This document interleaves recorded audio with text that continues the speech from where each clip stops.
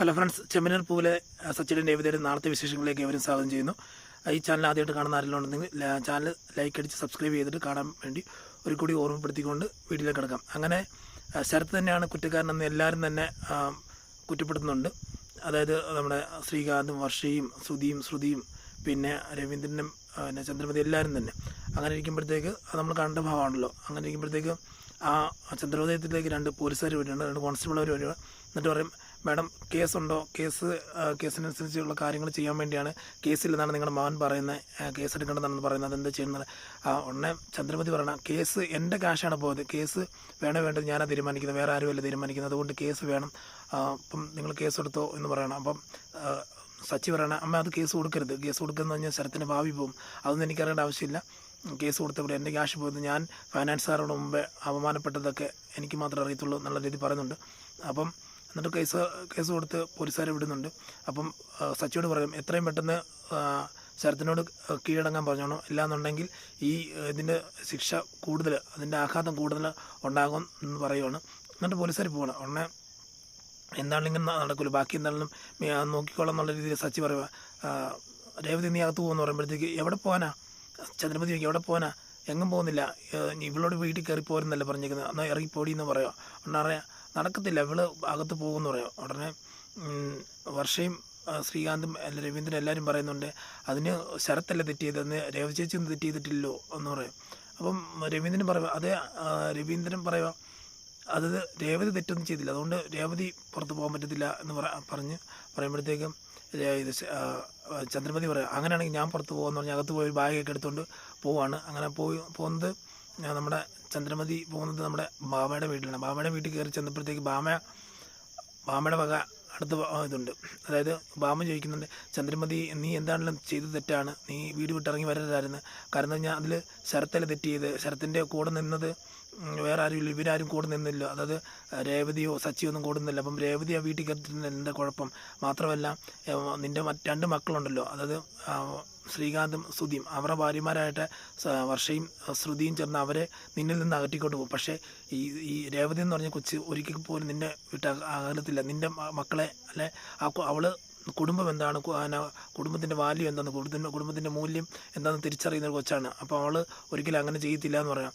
ഉടനെ ചന്ദ്രമതി പറയാം, നിൻ്റെ ഉപദേശം നിൻ്റെ അഡ്വൈസൊന്നും എനിക്ക് വേണ്ട, കാരണം എന്ന് പറഞ്ഞു കഴിഞ്ഞാൽ ഞാൻ വന്നതേ എനിക്ക് എൻ്റേതായിട്ട് നിലപാടുണ്ട്, അപ്പോൾ അതുകൊണ്ട് ഞാൻ അതിൽ ഉറച്ച് നിൽക്കത്തുള്ളൂ, നിനക്ക് പറ്റുമെന്നുണ്ടെന്നുണ്ടെങ്കിൽ എന്നെ ഇവിടെ നിർത്ത്, അല്ലെന്നുണ്ടെങ്കിൽ ഞാൻ എൻ്റെ വീട്ടിൽ പോകുന്നു, ഞാൻ എവിടെയെങ്കിലും ഞാൻ പോകാമെന്ന് പറയാം. നീ എവിടെ പോകാനെന്ന് ചോദിക്കും, എനിക്ക് എൻ്റെ വീടുണ്ടല്ലോ, ഞാൻ അങ്ങോട്ട് പോകുന്ന പറയുമ്പോഴത്തേക്ക്, നീ എങ്ങും പോകണ്ട, ഞാൻ പറഞ്ഞെന്നുള്ളതേ ഉള്ളൂ, നീ കാര്യങ്ങൾ മനസ്സിലാക്കാൻ പറഞ്ഞെന്നുള്ളതേ ഉള്ളൂ, നീ അകത്തോട്ട് പോക്കോ, നീ അകത്തോട്ട് പോയി റെസ്റ്റ് എടുത്തോ, വേറെ ഒന്നുമില്ല, ഞാൻ ഇത്രയും പറഞ്ഞത് നീ ഇന്നലെ നാളെ ഒന്ന് ചിന്തിക്കും എന്ന് പറഞ്ഞ് അകത്ത് കയറ്റിവിടുവാണ്. അത് തന്നെ അടുത്ത സീൻ കാണിക്കുന്ന അന്നേ പോയിട്ട് നമ്മുടെ സച്ചിൻ രേവതിയും കട്ടിലെ കിടക്കുകയാണ്. അപ്പോഴത്തേക്ക് രേവതി സച്ചിയോട് പറയാണ്, സച്ചിയേട്ടാ എനിക്ക് സച്ചിയേട്ടനോട് ഒരു കാര്യം പറയാനുണ്ട്, പക്ഷേ ഒരു ദേഷ്യപ്പെട്ടെന്ന് പറഞ്ഞു.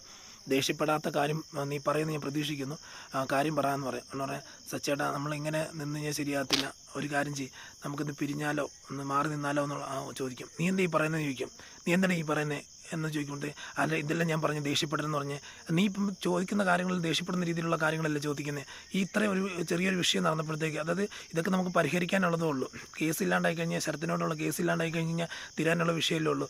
അതല്ല സച്ചേട്ടാ, ഇപ്പം ഞാൻ കാരണം കൊണ്ട് അച്ഛനും അമ്മയും അല്ലെങ്കിൽ അമ്മ ഇവിടുന്ന് വീട് വിട്ടിറങ്ങി നാളെ സമയത്ത് അച്ഛനും അമ്മയും പിരിയേണ്ട സ്റ്റേജോ അല്ലെങ്കിൽ അവരങ്ങനെ ഒരു സ്റ്റേജിലൊക്കെ എത്തുമെന്ന് പറയുമ്പോഴത്തേക്ക് അതൊരു ആ കുടുംബത്തിന് തന്നെ ഭയങ്കര ബുദ്ധിമുട്ടാണ് എന്ന് പറയുമ്പോൾ രേവതി സച്ചി പറയണ അതൊന്നും കാര്യമില്ല, കാരണം ഞാൻ പണ്ട് തൊട്ട് ഞാൻ അച്ഛൻ്റെ അമ്മയുടെയും വഴക്കങ്ങളും കാര്യങ്ങളും കാണുന്ന, അവരങ്ങോട്ടും ഇങ്ങോട്ടും എന്തെങ്കിലുമൊക്കെ പറയും, അത് കഴിഞ്ഞ് പിന്നീട് അവരൊന്നാകും, അല്ലാതെ അതിൻ്റെ അകത്ത് അവരങ്ങോട്ടും ഇങ്ങോട്ടും പിരിഞ്ഞ് നിൽക്കത്തൊന്നുമില്ല, അതിന് കൂടുതൽ നീ ഒന്നും അറിയേണ്ട കാര്യമില്ല, കാരണം അറിയേണ്ട കാര്യം എന്ന് പറഞ്ഞാൽ അതിന് കൂടുതലൊന്നും സംഭവിക്കാനൊന്നുമില്ല, നീ അപ്പം അതിനെക്കുറിച്ച് ടെൻഷൻ അടിക്കൊന്നും വേണ്ട, നീ അതിനെക്കുറിച്ച് കൂടുതൽ ചിന്തിക്കാതെ കിടന്നുറങ്ങുമെന്ന് പറയുമ്പോൾ ഉടനെ എന്നിട്ട് പറയാം, ഇല്ല സച്ചിയേട്ടാ നമ്മളൊന്ന് മാറി നിൽക്കുകയാണെന്നുണ്ടെങ്കിൽ ഇതിൻ്റെ അകത്ത് എന്തെങ്കിലും അമ്മ തിരിച്ചു വരുമെന്ന് പറയുമ്പോഴത്തേക്ക്, നീ എന്തേ പറയുന്നത്, അടി നിൻ്റെ അനിയനൊരു മണ്ടത്തരം കാണിച്ചെന്ന് പറഞ്ഞ് ആ തെറ്റല്ലാതെ ആകത്തില്ല, അപ്പോൾ അതിൻ്റെ ഒരു ദേഷ്യമാണ് എല്ലാവർക്കും ഉണ്ടാകുന്നത്, അത് കുറച്ച് നാൾ കഴിയുമ്പോഴത്തേക്ക് ഓക്കെ ആകും, കാരണം എന്തെങ്കിലും ഇതിൻ്റെ അതൊരു പരിഹാരം കാണും, ആ കേസ് തേഞ്ഞ് മാഞ്ഞു പോകുന്ന രീതിയിൽ അമ്മ തന്നെ ആ കേസ് പിൻവലിക്കുന്ന രീതിയിൽ നമ്മൾ എന്തെങ്കിലും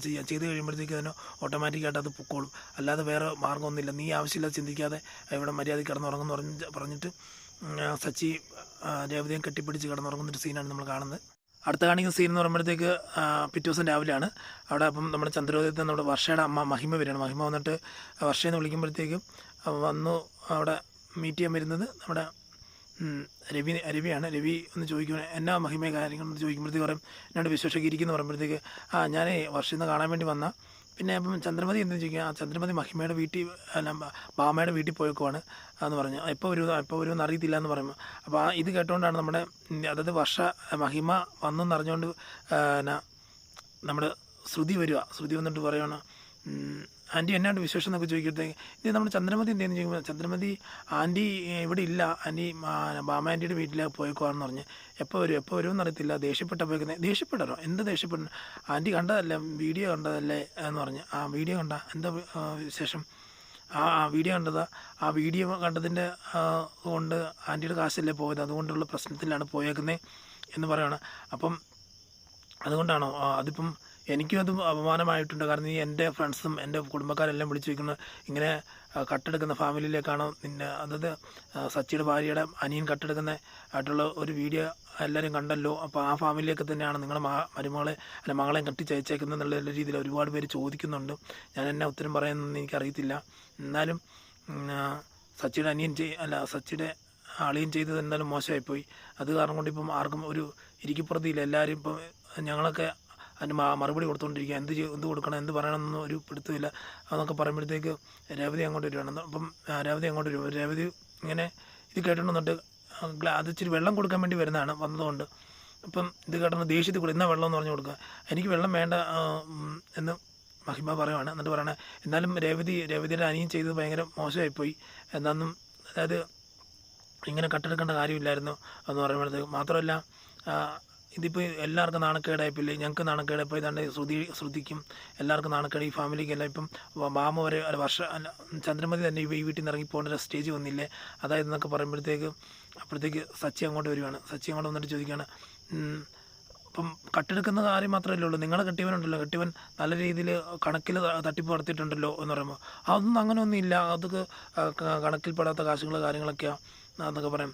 അതെ ഞങ്ങൾക്കറിയാം, പലയിടത്തും നിങ്ങൾ അടിച്ചു മാറ്റി നിങ്ങളുടെ കെട്ടിയവനെ അടിച്ചു മാറ്റി ഒരു ഇടപാടുണ്ടല്ലോ, അതൊക്കെ നമുക്കറിയാം, മറ്റുള്ളവർ ഇവിടെല്ലാം നാട്ടിലെല്ലാം പറഞ്ഞു നടക്കുന്നുണ്ട്. കാരണം അതിനൊന്നും കുഴപ്പമൊന്നുമില്ല നിങ്ങൾക്ക്. പക്ഷേ ഞങ്ങൾക്ക് ഇപ്പം എൻ്റെ അളിയൻ എന്ന് പറയുമ്പോഴത്തേക്ക് അവൻ ചെയ്തെന്ന് പറയുമ്പോഴത്തേക്ക് വാശിക്ക് ചെയ്ത, അല്ലാതെ ആരുടെ കാശിന് മോഹിച്ചൊന്നും ചെയ്തല്ല. നിങ്ങളുടെ ഫാമിലിയൊക്കെയാണ് ഇങ്ങനെയുള്ള പരിപാടിയൊക്കെ ചെയ്യുന്നതെന്ന് പറയുമ്പോൾ ഉടനെ ശ്രുതി പറയണം എന്താണ് ശരത്ത് ചെയ്ത് തെറ്റാണ് എന്ന് പറഞ്ഞുകൊണ്ടിരിക്കുകയാണ്. എന്നാൽ ഞാനൊന്നും പറയുന്നില്ല, എന്നിട്ട് ഞാനൊന്നും പറയുന്നില്ലെന്ന് പറഞ്ഞുകൊണ്ട് നേരെ രവിയുടെ അടുത്ത് പോകാൻ, രവിയേട്ട എന്നാലും ഇത് ഭയങ്കര അപമാനമായിട്ടുണ്ട് ഫാമിലിക്ക്, അതുകൊണ്ടിപ്പം എന്ത് ചെയ്യണം എങ്ങനെ ചെയ്യണമെന്ന് അറിയത്തില്ല. പിന്നെ ഞാൻ ചന്ദ്രമതിയെ ആശ്വസിപ്പിക്കാൻ വേണ്ടി വന്നതാണ്, കാരണം ഈ ചന്ദ്രമതിയുടെ കാശ് പോയി പിന്നെ അപമാനമായിട്ടുണ്ടല്ലോ, അതുകൊണ്ട് ആശ്വസിപ്പിക്കാൻ വേണ്ടി വന്നതാണ് എന്ന് പറയാണ്. ഉടനെ ചന്ദ്രമതിയോട് രവി പറയും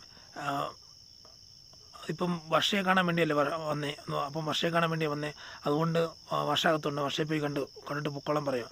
അപ്പം അതൊരു അടി കൊണ്ടതുപോലെയാണ്. അപ്പം വർഷയെ കാണാൻ വേണ്ടി അകത്തോട്ട് പോകണം. ഉടനെ സച്ചിയോട് പറയും, സച്ചിയും ദേഷ്യപ്പെടാൻ പിന്നെയും പോകുമ്പോഴത്തേക്ക് സച്ചിയോട് പറയാം മിണ്ടായിരിക്കും, നീ അകത്ത് പോകുമെന്ന് പറയുമ്പോഴത്തേക്ക് സച്ചി അകത്ത് കയറി പോകുന്നുണ്ട്. അത് കഴിഞ്ഞുടനെ ശ്രുതിയും കൂടി ചെന്ന് റൂമിലേക്ക് പോകാൻ നിൽക്കുമ്പോഴത്തേക്ക് ശ്രുതിയെ വിളിക്കും, രവിയായിട്ടും വിളിക്കും, അതായത് രവീന്ദ്രൻ വിളിച്ചിട്ട് പറയണേ നീ കാണിച്ച മോശമല്ലേ ശ്രുതി എന്ന് ചോദിച്ചു. എന്താ അങ്കിൾ അങ്ങനെ പറയുന്നത് ചോദിച്ചു. അപ്പം ഈ വീട്ടിൽ വരുന്ന ഒരാളുടെ എങ്ങനെ സംസാരിക്കണമെന്ന് അറിയത്തില്ല, നമ്മുടെ ഫാമിലിയിലെ കാര്യങ്ങളൊക്കെയാണ് പറഞ്ഞു കൊടുക്കുന്നതെന്ന് ചോദിച്ചു. അതുകൊണ്ടാണ് അത് വേറൊന്നുമല്ല, സച്ചിയുടെ അളിയൻ ചെയ്ത് തെറ്റല്ലേ, അപ്പോൾ അത് നമ്മുടെ ഫാമിലി ആയതുകൊണ്ടല്ലേ, അത് മഹിമാൻറ്റി നമ്മുടെ ഫാമിലി അല്ലേ എന്ന് പറഞ്ഞാൽ ആരാണെങ്കിലും ഈ വീട്ടിലുള്ളവർ കൂടാതെ പുറത്തുനിന്നുള്ള ആര് വന്നു കഴിഞ്ഞാലും അത് പറയാൻ പാടില്ല.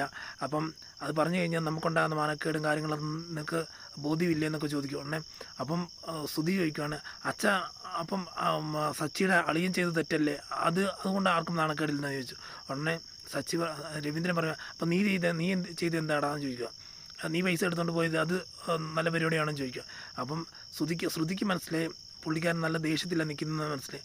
അപ്പം രണ്ടുപേരും കൂടി ചേർന്ന് അതോട്ട് പോവുകയാണ്. ഇനിയിപ്പം ഇവിടെ നിന്നിട്ട് കാര്യമില്ല.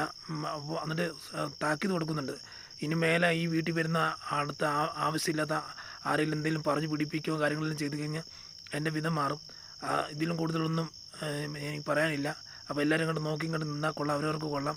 ആരെയും ദൂഷിപ്പിച്ചോ ആരെയും ബുദ്ധിമുട്ടി ഇവിടെ ജീവിക്കാൻ പാടില്ല. പാര പണിയാനോ അതിൽ നിന്ന് നിൽക്കാൻ പാടില്ല. അവരവരുടെ ജോലി ചെയ്ത് പോവുക. ഇവിടുത്തെ കാര്യങ്ങൾ ഇവിടെ കൊണ്ട് അവസാനിക്കണം. പുറത്തോട്ടുള്ള ലോകങ്ങൾ അറിയുക എന്നൊക്കെ പറഞ്ഞ് ഒന്ന് ശ്രുതിയും കേട്ടിട്ട് ഇനിയിപ്പോൾ ഇവിടെ നിന്നിട്ട് കാര്യമില്ലെന്ന് പറഞ്ഞ് അങ്ങോട്ട് പോവാണ്. അകത്ത് കയറുന്ന വർഷ ശരിക്കും കൊടുക്കുന്നുണ്ട്. മഹിമയ്ക്കിട്ട് ശരിക്കും നല്ല കൊടുക്കുന്നുണ്ട്.